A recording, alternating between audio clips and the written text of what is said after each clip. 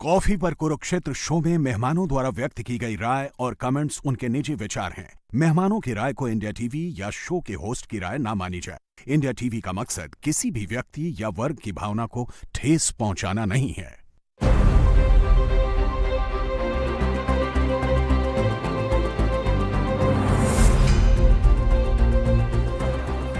नमस्कार, बहुत बहुत स्वागत आप सभी का आपके प्रोग्राम कॉफी पर कुरुक्षेत्र में। सौरभ शर्मा आपके साथ बातें खुलकर करते हैं, वो बताते हैं आपको जो कोई और नहीं बताता। बंगाल में पहले चरण की वोटिंग लगभग समाप्त हो गई होगी, अब तो हो ही गई होगी। प्रदीप जी हमारे साथ आ गए हैं प्रोग्राम में। सर बहुत स्वागत है आपका। आलोक मेहता जी हमारे साथ हैं, बहुत स्वागत सर आपका भी। और हमारे साथ है पॉलिटिकल कमेंटेटर सिफोलॉजिस्ट सज्जन कुमार जी। सज्जन आपका बहुत स्वागत है। 90% से ज्यादा वोट, अभी तो जब फाइनल फिगर आएगा तो पता चलेगा। अभी तो 5 बजे तक का आंकड़ा है 90%। पिछली बार पड़ा था 83% वोट शायद बंगाल का, तो अब 84 मान लीजिए, 85 मान लीजिए, चलिए राउंड फिगर कर देते हैं सर, तो भी 90 के पार जा रहा है। अब ये एसआईआर इफेक्ट है, परिवर्तन इफेक्ट है, रिटेन करना है उसका इफेक्ट है, क्योंकि सब बोल रहे हैं कि भाई वोट तो हमारे लिए ही पड़ रहा है। हर पार्टी यही कहती है चुनाव में। लेकिन कमाल हुआ बंगाल में 90% कहीं भी वोटिंग परसेंटेज हो जाए, किसी भी प्रदेश में, किसी देश में, कहीं भी 10 में 9 आदमी वोट डालने निकला, ये बड़ी बात है अपने आप में, नहीं सर? निश्चित रूप। तो ये इसका कुछ तो ये कोई ट्रेंड है तो जिसकी ओर इशारा ये कर रहा है, वो ट्रेंड क्या है उसे हम पकड़ने की कोशिश करेंगे। और फिर 2 ऐसे बयान जो बहुत चर्चा में हैं आज, वो मैं आपको दिखाऊंगा। बड़े नेताओं के बयान, और एक तरीके से उसमें भी हवा किस ओर बह रही है वो नेता खुद बता रहे हैं, और अपनी पार्टी के लिए नहीं बता रहे हैं। एक बयान ममता बनर्जी का है और एक बयान राहुल गांधी का है। वो दोनों स्टेटमेंट्स भी हम देखेंगे। लेकिन अभी प्रधानमंत्री नरेंद्र मोदी फिलहाल हावड़ा में हैं। थोड़ी देर पहले उन्होंने बेलूर मठ में पूजा की है। हुगली नदी के किनारे बेलूर मठ में संतों से उन्होंने मुलाकात भी की है। उसकी तस्वीरें आपको हम दिखा रहे हैं। इसके बाद प्रधानमंत्री मोदी का एक रोड शो निकला। हावड़ा में कई किलोमीटर लंबा रोड शो उन्होंने किया है और लोगों का अभिवादन किया। बीजेपी कैंडिडेट्स के लिए उन्होंने वोट मांगे। तो ये पहले फेज के लिए मतदान हो रहा है और दूसरे फेज के लिए प्रचार भी साथ साथ चल रहा है। लेकिन जो 90% वाली बात है उसको पहले कर ले, फिर मैं आपको वो 2 बयान जो है वो दिखाऊंगा। सर क्या मतलब है 90+ वोटिंग का? देखिए, पिछले 25-30 साल से जो चुनावी राजनीति है उसमें ये अनुमान लगाना बिल्कुल असंभव हो गया था कि हाई परसेंटेज है अगर पोलिंग का तो वो प्रो इनकम्बेंसी के लिए है या एंटी इनकम्बेंसी के लिए। लेकिन ये जो वोट है निश्चित रूप से एंटी इनकम्बेंसी के लिए है, क्योंकि 15 साल की सरकार के बाद प्रो इनकम्बेंसी के लिए 90% पोलिंग नहीं हो सकती है। अच्छा, भाई अगर ममता बनर्जी को आना होता, उनको वापस लाना चाहते लोग, 80%, 82%, ये इतना समझ में आता है। वो 84% से 2011 में जीती थी, फिर 82% से जो है 16 में, 21 में फिर 84% से मतलब पोलिंग से, हाँ, उनका वोट नहीं जी। तो इसलिए जो है ये, और बंगाल में जो परिस्थिति बनी है, आप देखिए माहौल बना है, लोगों में सबसे बड़ा जो मुद्दा बना है वो, हम लोग एसआईआर की बात कर रहे हैं, हम लोग हिंदू कंसोलिडेशन की बात कर रहे हैं, हम लोग ध्रुवीकरण की बात कर रहे हैं। Law and order, law and order ठीक होगा, महिलाएं सुरक्षित होंगी। लॉ एंड ऑर्डर ठीक होगा, लॉ एंड ऑर्डर ठीक होगा, इन्वेस्टमेंट आएगा, इन्वेस्टमेंट आएगा तो नौकरी मिलेगी, डेवलपमेंट होगा। ये बात पश्चिम बंगाल के लोगों ने अच्छी तरह से समझ लिया और मान लिया है कि ममता बनर्जी के रहते ये ठीक नहीं हो सकता। खास तौर से उनका जो पिछला 5 साल का कार्यकाल है उसने इस धारणा को और पुष्ट किया है। लेकिन लोग ये कह रहे हैं एसआईआर में भी तो कई % vote, dead vote, duplicate vote, फर्जी वोट, उसका भी फर्क पड़ा है जी। कि जो डेड वोट था भाई, उसकी वजह से परसेंटेज गिर जाता था। अगर वो लोग वोट, मतलब सब वोट नहीं डाले जा सके उनके नाम पर, तो परसेंटेज नीचे आ जाता था। इस बार सही वोटर्स का वोट परसेंटेज है ये, जो वोटर होने के योग्य है और वोटर लिस्ट में नाम है, उनका ये वोट परसेंटेज है। तो इसलिए जो है पश्चिम बंगाल परिवर्तन के लिए तैयार है, ये साफ साफ दिख रहा है। या पहले भी कहते आए, ये आप इस वोट परसेंटेज ने आपकी बिल्कुल मतलब कोई डाउट नहीं रह गया इस पोल परसेंटेज। आपके हिसाब से क्या मतलब है इसका? देखिए, मैं तो ये मानता हूँ, साथ साथ ये तो ठीक है कि लॉ एंड ऑर्डर प्रॉब्लम है, बेरोजगारी प्रॉब्लम है, डेवलपमेंट नहीं हो रहा है। बिहार और उड़ीसा जो बिल्कुल लगे हुए राज्य हैं, आप पूरे देश की, गुजरात का बात तो मॉडल पूरे नेशनल लेवल पर ही चलती है, हमेशा रही।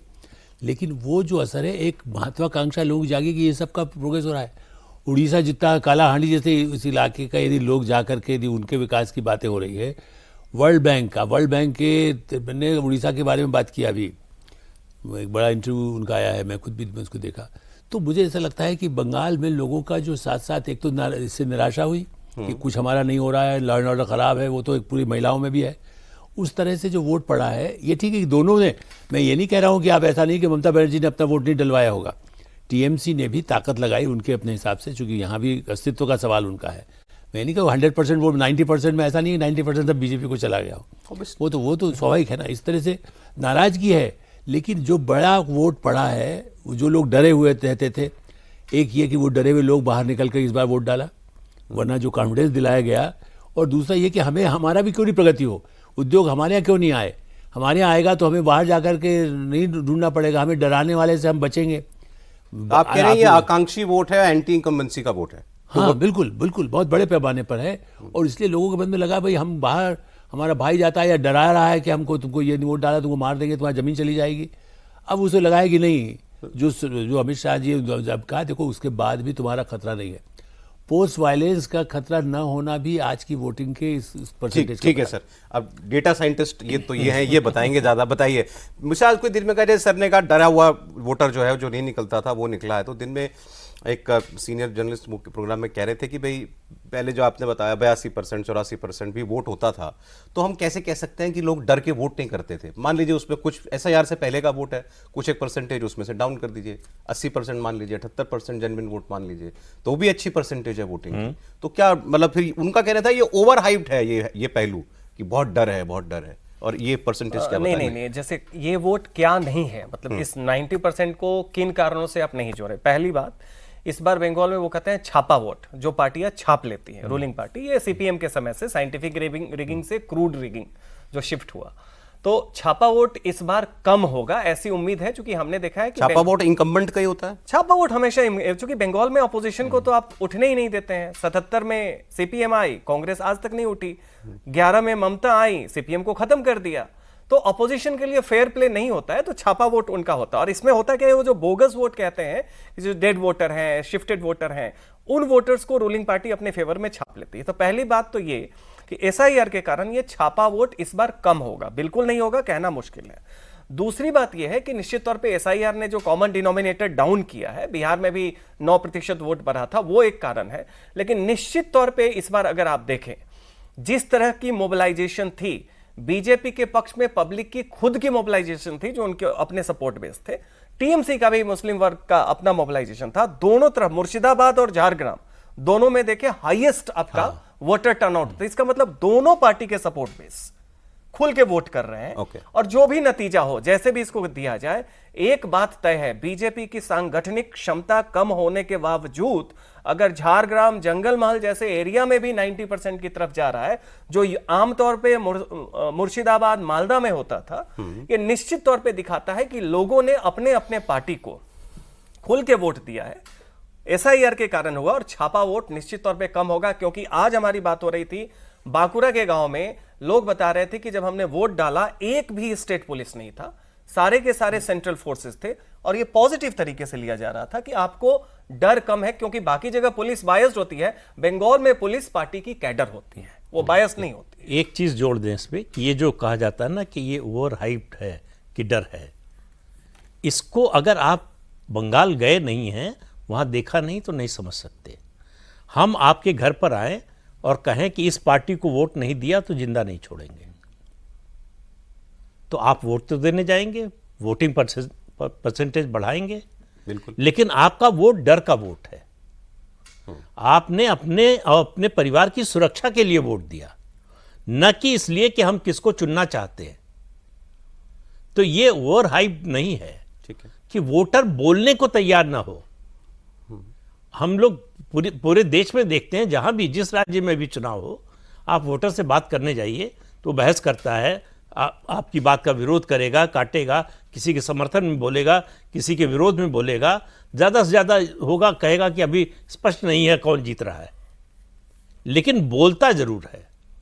पश्चिम बंगाल एकमात्र राज्य है जहां वोटर बोलने को तैयार नहीं है, अपनी पसंद बताने को तैयार नहीं है। तो ये डर नहीं तो और क्या है? ये जो बता रहे हैं कि अगर बीजेपी के स्ट्रॉन्ग होल्ड्स में भी 90% प्लस पोलिंग हुई है, दैट मींस परिवर्तन चाहने वाला वोटर भी निकला उतनी तादाद में। निश्चित तौर पे निकला, और निकलने का सबसे बड़ा कारण यह है, देखिए वहां पे डर एक फैक्टर है। ये नहीं है कि आप वोट नहीं देना चाहते हैं, आपको लगता है कि मान लो हम जिसको वोट देना चाहते हैं वो पार्टी ना आके दूसरी पार्टी आ गई, तो उसके बाद जो हमारा होगा, क्योंकि टीएमसी को ये नहीं कहना है कि तुम वोट मत करो, वो सिंपली ये कहेगी ये केंद्रीय रिजर्व केंद्रीय वाहिनी और बाकी फोर्सेस चली जाएंगी, तुम यहीं रहोगे।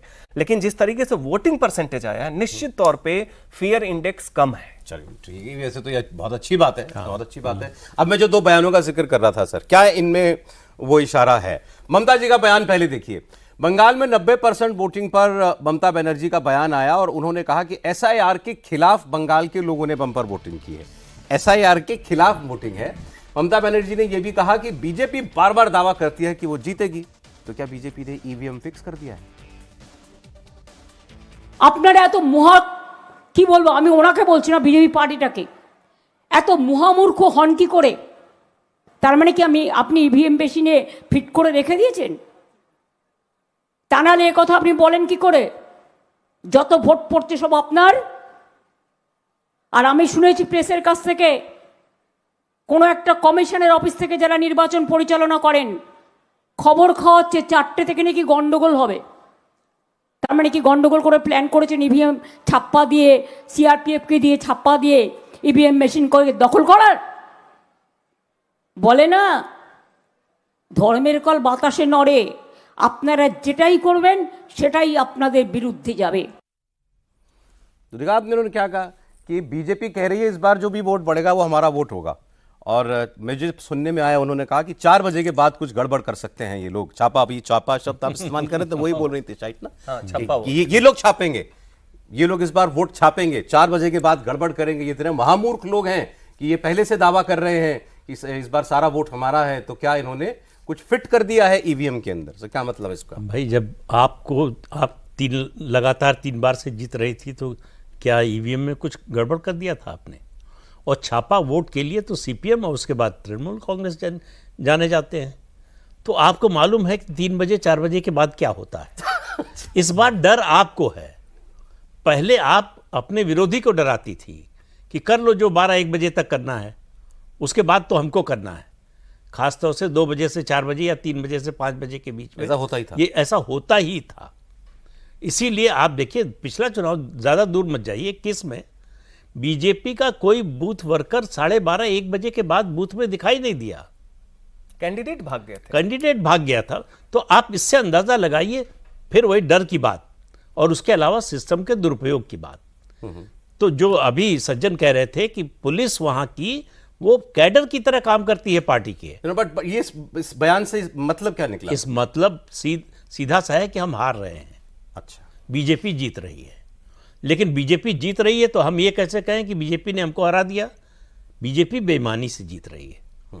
जो लगातार पिछले 3 चुनाव से स्टैंड है राहुल गांधी का कि हम हारते नहीं हैं, हमको हराया जाता है, दूसरे कारणों से हारते तो इसको आप ममता की स्वीकारोक्ति मानते हैं? निश्चित रूप से। सर देखिए, ममता बनर्जी इस शुरू से स्टैंड लिए हैं। अभी तक 2 दिन पहले भी चुनाव आयोग के पास भी भेजा।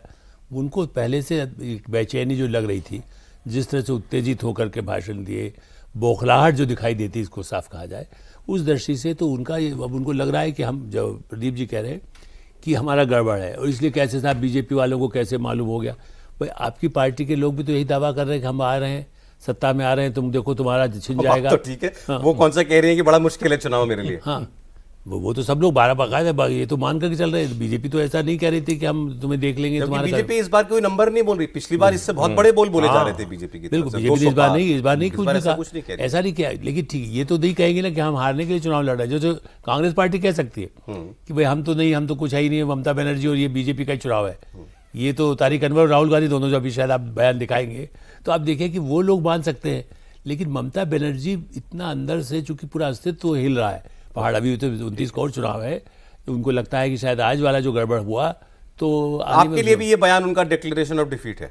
डिफीट की तरह, मतलब बेचैनी और जो एकदम लग रहा है कि बस गड़बड़ हो रहा है, गड़बड़ हो गया है, जा रहा है सब। ठीक, मैं भी राहुल गांधी का स्टेटमेंट आपको दिखाऊंगा, लेकिन एक जरा ये बात कर लें सर। मेरी एक टीएमसी बीजेपी के नेता से वोट हो रही थी, इस बार जो ये फर्स्ट फेज का इलेक्शन है, ये इसमें इनको पिछली बार 59 सीट आई थी 152 में से। अब मैं जितने भी आप जैसे एक्सपर्ट से मिल रहा हूं, वो ये कह रहे हैं कि 100 छूना पड़ेगा बीजेपी को इस बार इन 152 में। बहुत लंबी छलांग होगी, 40 सीटें से ज्यादा आपको ऐड करनी है इस बार। तो है उतना पोटेंशियल सज्जन आपको दिखता है? अगर जल्दी से मैं कुछ जिले बता दूं कौन से हैं जहां आज हुई है, तो कूच बिहार में हुई वोटिंग, यहाँ बीजेपी या 9 सीटें बीजेपी को 7 थी, टीएमसी को 2 थी। अलीपुरद्वार की 5 सीटें बीजेपी ने क्लीन स्वीप की थी, इसलिए हम कह रहे हैं ये अच्छे एरियाज हैं बीजेपी के लिए। दार्जिलिंग और कालिम्पोंग की 6 सीटें हैं, 5 और 1 था इस तरफ बीजेपी के पक्ष में। उत्तर और दक्षिण दिनाजपुर में, उत्तर दिनाजपुर में टीएमसी के 7, बीजेपी के 2, दक्षिण में बराबर 3-3। मालदा में टीएमसी को 8, बीजेपी को 4। मुर्शिदाबाद की 22 सीटें हैं, इसमें 20 टीएमसी के पास गई थी। ऐसे कुछ और कई और जिले हैं। नहीं तो इसमें आपको उतना दम दिख रहा है बीजेपी के लिए, पोटेंशियल दिख रहा है? देखिए, जैसे ये उत्तर बंगाल जो पूरा आपने बताया, मालदा से लेके कूच बिहार तक, इनके पास 54 सीटें हैं। ओके। अब इसमें बीजेपी को कम से कम 40 सीटें जीतनी चाहिए, जीत सकती हैं, एक बहुत बड़ी संभावना। इन 50 में 152 में जो 54 सीटें हैं, बाकी 98 को 98 सीट आप अलग रख लें, ठीक है, तो उसमें बीजेपी 40 जीत सकती है। उसमें आपको दक्षिण मालदा में बीजेपी की स्थिति अच्छी है, कूच बिहार में जो 1 सीट रह गई थी वहां पे अच्छा ये कर सकते हैं, और दक्षिण मालदा में भी बढ़ सकता है। तो वहां पे हमने कहा कि बीजेपी की संभावना बढ़ने की है। अब 40 आप वहां से ले आए तो बाकी मैं मानता हूं कि इन्हें 90 जीतना पड़ेगा, 100 नहीं। जो 93 टीएमसी का था और 59 इनका था, उसको रिवर्स करते हैं कि बीजेपी, चूंकि ये पक्ष क्या है कि पहला तो उत्तर बंगाल जो बीजेपी के पक्ष में वहां बढ़ रहा है। बढ़ने का कारण है कि सेंटिमेंट अक्रॉस बंगाल है, वहां पे सेंटिमेंट और संगठन दोनों है बीजेपी के, ऑर्गेनाइजेशन भी है बीजेपी। फरक्का का जैसे ही आप गंगा को पार करें और उत्तर में जाएं तो बीजेपी का संगठन और बीजेपी के लिए सेंटिमेंट दोनों दिखता है। बाकी जो सीटें बची, बाकी जो बची उसमें देखिए जो इनके पास है बांकुरा, पुरुलिया, झारग्राम, पश्चिम मेदिनीपुर, पूर्व मेदिनीपुर जो शुभेंदु अधिकारी का इलाका है, इसे पश्चिम मेदिनीपुर के साथ ये जंगल महल भी कहा जाता है। ये भी बीजेपी के लिए, चूंकि हाई एससी पॉपुलेशन है। पश्चिम मेदिनीपुर तो बीजेपी के मतलब बिल्कुल स्वीप था टीएमसी का, 13-2 से स्वीप था। झारग्राम भी था जो आदिवासी क्षेत्र है, 4 में 4 बीजेपी हार गई, लेकिन वो कैसे ये सीटें बीजेपी हारी, बड़ा ये आश्चर्यजनक है। अब इसमें कुछ कयास नहीं लगाना चाहिए, लेकिन ये वो सीटें हैं जो झारखंड और उड़ीसा के बॉर्डर पे हैं। यहां पे आप देखेंगे कि बीजेपी के पक्ष में सेंटीमेंट थोड़ा खुल के आता है। तो ये वो बेल्ट है जहां पे, जैसे बांकुरा में 12 सीटें हैं, पिछली बार 6-6 हुआ था। इस बार हम लोग ग्राउंड पे भी गए, लोगों से आप पूछे कि आपका क्या अनुमान है, वो कहते हैं 10 सीटें तक बीजेपी जीत सकती है। झारग्राम 4 में 4 या 4 में 3 जीत सकती है। ठीक है, बॉटम लाइन पूछता हूं आपसे। बॉटम लाइन कि भाई इस फेज में अगर बीजेपी 90-100 के बीच ले आई तो मेजॉरिटी पा सकती है, तो पा सकती है। अगर 70-75 रह गई तो अब ये 90 को क्रॉस करना, अब मैंने वही पूछा, आपको पोटेंशियल दिख रहा है सेंटिमेंट और ऑर्गेनाइजेशनल स्ट्रेंथ की बिहाफ पर? पोटेंशियल मुझे दिख रहा है। मुझे थोड़ा सा क्वेश्चन ये है कि बहुत सारे ग्रामीण इलाकों में अभी भी बीजेपी का संगठन काफी कमजोर है। तो एक छोटी सी बात मैं समझाता हूं, बंगाल कैसे अलग है। हम लोग गेम थियरी या प्रिजनर्स डायलेमा जानते हैं कि 2 कैदियों को बंद कर देते हैं अगर अलग सेल में, और उनको अलग अलग कहते हैं कि तुम्हारे दोस्त ने कन्फेस कर लिया, तुम कन्फेस कर लो तो तुम्हें आधी सजा मिलेगी, फ्री हो जाओगे। कौन सा सिंड्रोम कहते हैं इसे? Prisoners dilemma, dilemma. अगर वो आपस में दोनों प्रिजनर्स बात कर लें तो उन्हें पता होगा कि किसी को नहीं कबूलना है, वो छोड़ दिए जाएंगे।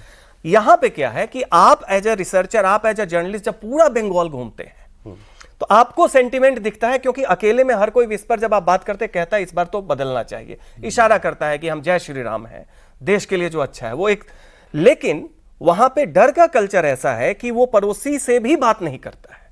तो जो प्रदीप सर कह रहे थे कि बिहार जाएं, कहीं जाएं, लोग चाय के दुकान पे कहीं भी, तो आप पूछेंगे हवा क्या है, लोग बोलेंगे ये हवा है। हर किसी को पता होता है। वहां पे हर कोई मन में रख के दूसरे से जब शेयर नहीं करता है, इस डर में कि क्या पता दूसरा मुझे कॉल आउट कर दे और मुझे बाद में कॉन्सिक्वेंस फेस करना पड़े। तो बंगाल में वो जो डर है, इसमें बहुत, आप जैसे रिसर्चर्स को तो पता चल जाता है ना जी, बट वो उस डर में एक छोटा सा परसेंटेज कि मैं देना तो चाहता हूं लेकिन पता नहीं बाकी लोग भी यही सोच रहे हैं या नहीं सोच रहे हैं, तो वो उसका वोटिंग, इसलिए संभावना है, लेकिन होगा ये मैं शर्तिया नहीं कह सकता हूं, लेकिन संभावना। सर 152 में 60 से 90 क्रॉस करने की बात है बीजेपी के, तब जाके वो उम्मीद कर पाए कि सेकंड राउंड के बाद मेजोरिटी छू पाएगी। नहीं, सज्जन जो बात 90 to 100 के करीब है। जो सज्जन बात कह रहे हैं कि रूरल एरिया में उतना स्ट्रांग नहीं है संगठन बीजेपी का। जब जनता चुनाव अपने हाथ में ले लेती है तो संगठन की ताकत कितनी है ये बात इररिलेवेंट हो जाती है। ये मैंने मतलब पहली बार मैंने देखा 1977 में जनता पार्टी बनी भी नहीं थी, जब चुनाव में उतरी लोक दल के नाम पर उतरी थी, उसी के सिंबल पर चुनाव लड़ी थी जनता पार्टी। सरकार बनने के बाद पार्टी बनी, तो वहां पार्टी के कैंपेनर कम थे, जनता ज्यादा आगे थी।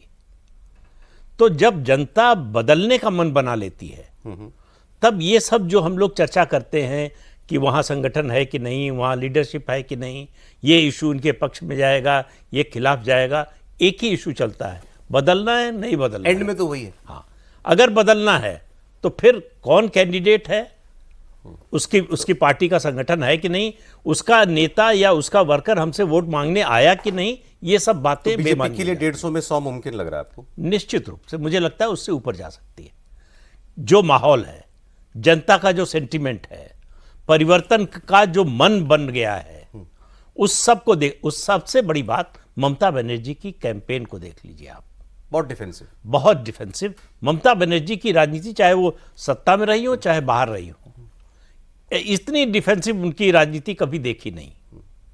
तो ये बड़ा जो है, बहुत बड़ा फैक्टर है कि ममता बनर्जी बैकफुट पर है। मैं तो ये पूछना चाहता, आपके निश्चित में इतना दम क्यों होता है? बड़ा कन्विक्शन के कारण। हाँ, वही कह रहा हूँ, इतनी कन्विक्शन है आप में कि नहीं ये हो रहा है। बिल्कुल हो रहा है सर। और 150 सीटें पहले वोट ज़्यादा यदि आती है तो एक तो महिलाओं का वोट, चाहे वो ममता के लिए अभी तक जो माना जाता था, इस बार वो चूंकि जितना कैंपेन किया है बीजेपी ने बड़े पैमाने पर, महिलाओं के वोट का भी बहुत असर होगा। मेरा ख्याल है कि आप भी उससे सहमत होंगे। वो तो कह ही रहे हैं कि सेंट्रल मुद्दा ही लॉ एंड ऑर्डर है, और क्योंकि ये जो ज़्यादा हो रहा है, ज़्यादा सीटें जो आएगी 90 के आसपास, वो इसकी वजह से आ सकती हैं कि महिलाएं पूरे मन से, उनके मन से डर भी दूर होना, फिर वो रहना हमारे बच्चों के लिए क्या हो रहा है, मतलब इसमें बुजुर्ग भी शामिल है, युवा लड़कियाँ जो बड़े पैमाने पर उनको लगता है कि सब जगह हमारे लिए कुछ है। बंगाल में महिलाओं में जागृति के हिसाब से देखा जाए तो काफ़ी हद तक है, ठीक है। वो ज़्यादा लड़ने भिड़ने के लिए तो नहीं होता, चूँकि जो छोटे इलाकों में रहते हैं, कस्बों में रहती है, लेकिन जिस ढंग से उत्साह दिखाई दिया है कई जगह, उससे ऐसा लगता है कि महिलाएं ने भी इस बार बीजेपी को चुनने में अपने को संकोच नहीं किया है। जो डर पहले होता था ना कि भाई घर ही लूट जाएगा, घर ही जल जाएगा, महिलाओं की जो हिम्मत आई है उससे पूरे चुनाव में पूरा जोर भी आपने दिया हो, तो बीजेपी ने पूरे ही कैंपेन में महिलाओं पर बहुत जोर दिया।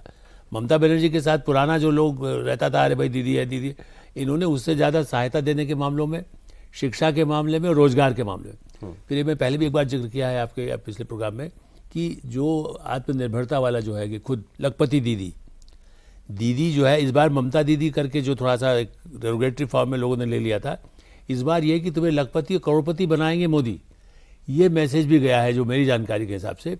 ये भी एक बड़ा महत्वाकांक्षा है, क्योंकि बंगाल में महिलाएं खुद भी चाहती है ना कि मैं मतलब वो दुर्गा है या हम जो भी हैं हम करें, परिवार में डोमिनेट करने की वाले भी महिलाओं का एक बड़ा वर्ग रहता है। आज सुबह सर, अब क्योंकि हमारे बहुत सारे रिपोर्टर्स गए हुए हैं बंगाल पे आज कवरेज के लिए, तो वो जा रहे हैं जगह जगह पोलिंग बूथ पर, लोगों से बात कर रहे हैं, तो एक 83 ईयर ओल्ड लेडी वो निकली वोट देके, उनको परिवार के 2 लोग बाजू से पकड़ के वोट डलवाने के लिए लाए थे।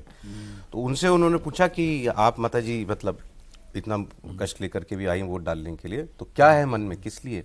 उनका सर शब्द क्या निकला मुंह से? शांति के लिए, शांति चाहिए। बिल्कुल। तृणमूल कांग्रेस ने बंगाल का कल्चर बदल दिया। तृणमूल से पहले यहाँ तक कि सीपीएम के शुरू के दिनों में भी बंगाल में कल्चर ये था कि किसी मोहल्ले में हो या फिर ग्रामीण इलाके में जाइए, गांव में हो, अगर किसी महिला किसी लड़की को कोई छेड़ता है तो उसकी पिटाई होना तय है, और इससे फर्क नहीं पड़ता कि आप उसको जानते हैं कि नहीं जानते हैं। ये पूरा बदल गया सिस्टम। महिलाएं बहुत ज्यादा सुरक्षित थीं पश्चिम बंगाल में, जिसका ठीक उल्टा हो गया ममता के राज में कि असुरक्षा की भावना इतनी ज्यादा बढ़ गई है कि अब मुख्यमंत्री खुद कहे कि 8 बजे के बाद नहीं निकलना चाहिए। तो इससे आप समझिए कि लॉ एंड ऑर्डर के बारे में खुद मुख्यमंत्री क्या सोचती है। और दूसरा एक बताता हूँ आपको, अभी राहुल गांधी बाकी है लेकिन ना सर उस पर उन पे बात होनी ज़रूरी है, वो क्योंकि इंडिकेटर है उसमें भी एक।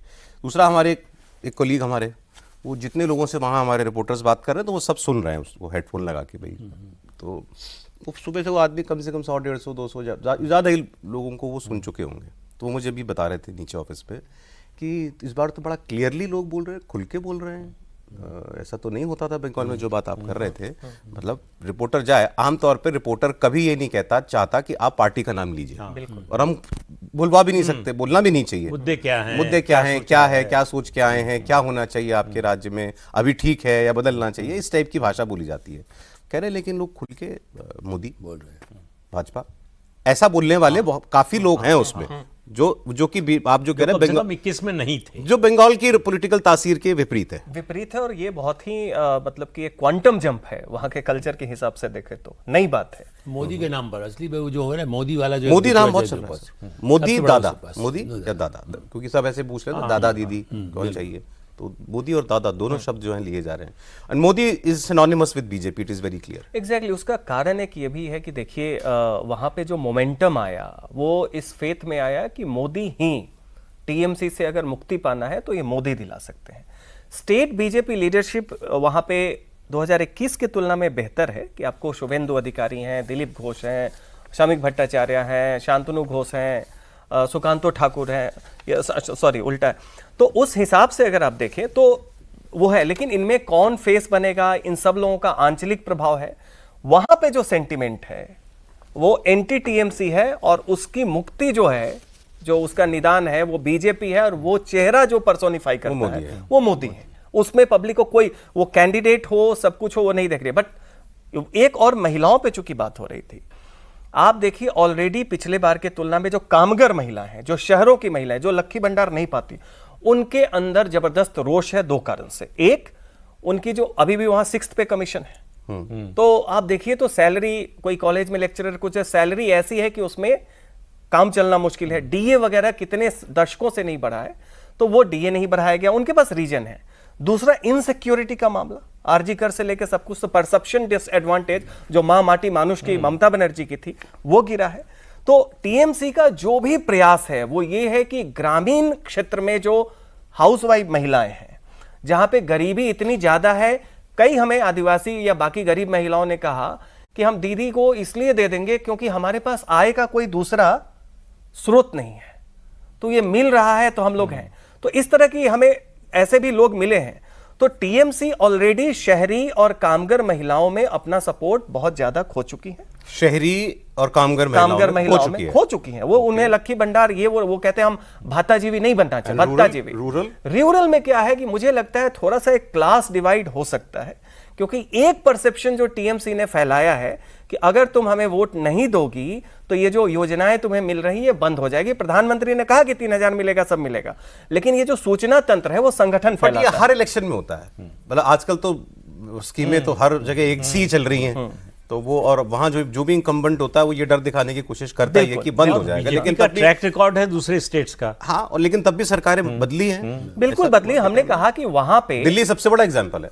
जो टीएमसी, राजस्थान नहीं टीएमसी की 10,000 घोषणा जो है प्रियंका वाड्रा से कराई अशोक गहलोत ने, उसके बाद भी महाराष्ट्र में भी हुआ था कि इन्होंने कहा कि ज्यादा होगा। सर अब राहुल गांधी की बात कर ले जरा। आपने देखा ममता बनर्जी का बयान, जब उन्होंने ईवीएम का जिक्र कर दिया, चुनाव में ईवीएम आ जाए मतलब डर, सिंपल। अब राहुल गांधी ने यह काम कल कर दिया था। राहुल गांधी ने कल पहली बार एक डायरेक्ट हमला ममता बनर्जी के ऊपर किया, और वो अपील तो कर रहे थे कांग्रेस पार्टी के लिए, लेकिन नुकसान कर गए ममता का और फायदा कर गए भाजपा का। कैसे? उन्होंने कहा कि ये ममता बनर्जी ने अगर ठीक से सरकार चलाई होती और इन्होंने अगर बंगाल में पोलराइजेशन नहीं किया होता तो बीजेपी को मौका नहीं मिलता। तो बीजेपी को मौका शब्द ही अपने आप में बहुत बड़ी बात है, और ममता बनर्जी पर पोलराइजेशन करने का आरोप पहली बार किसी गैर भाजपा दल ने लगाया, पहली बार कि यहां पोलराइजेशन। इसमें 2 बातें कि एक तो पोलराइजेशन हो गया और पोलराइजेशन किया ममता ने, मतलब पहले आपने जो है कुछ ऐसा किया, उसके लिए बीजेपी के लिए दरवाजा खुल गया, उससे बीजेपी के लिए दरवाजा खुल गया। तो अगर पोलराइजेशन हुआ, ममता बनर्जी का वोट, वो जो 30% लोग कहते हैं मुस्लिम वोट, वो तो पहले ही था उनके पास, और वो कहीं नहीं जा रहा। लेकिन पोलराइजेशन का मतलब है दूसरी ओर भी हुआ। वो दूसरी ओर वाली बात हम करेंगे। अभी आप सुनिए राहुल जी को।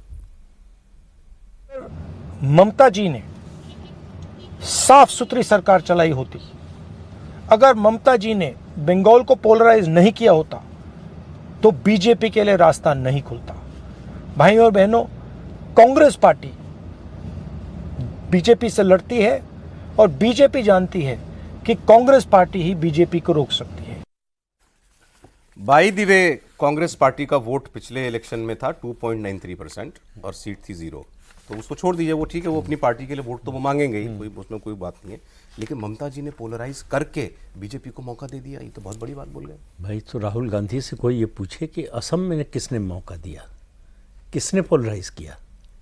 तीसरी बार सरकार बनने जा रही है बीजेपी की, वहाँ तो आप ही हैं, वहाँ ममता बनर्जी नहीं है, कोई और पार्टी नहीं है, सीधा मुकाबला बीजेपी और कांग्रेस का है। तो कैसे होगा? अगर आप कह रहे हैं कि बीजेपी को हम ही हरा सकते हैं, हम ही लड़ सकते हैं, तो असम में क्या हुआ? बंगाल से भी ज़्यादा मुस्लिम पॉपुलेशन है असम में। तो आपने क्या पोलराइजेशन नहीं किया? और अगर किया तो उसका बीजेपी को फायदा मिला कि नहीं? तो बीजेपी के लिए असम का द्वार किसने खोला?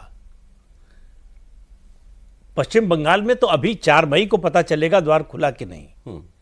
असम में तो 2016-2021 में खुल चुका है और 26 में खुलने जा रहा है। यहाँ पोलराइजेशन का सीधा मतलब अपीजमेंट है, मुस्लिम अपीजमेंट है। बिल्कुल, मुस्लिम वोटों का ध्रुवीकरण, उसके अलावा और कोई मतलब नहीं है। ओके।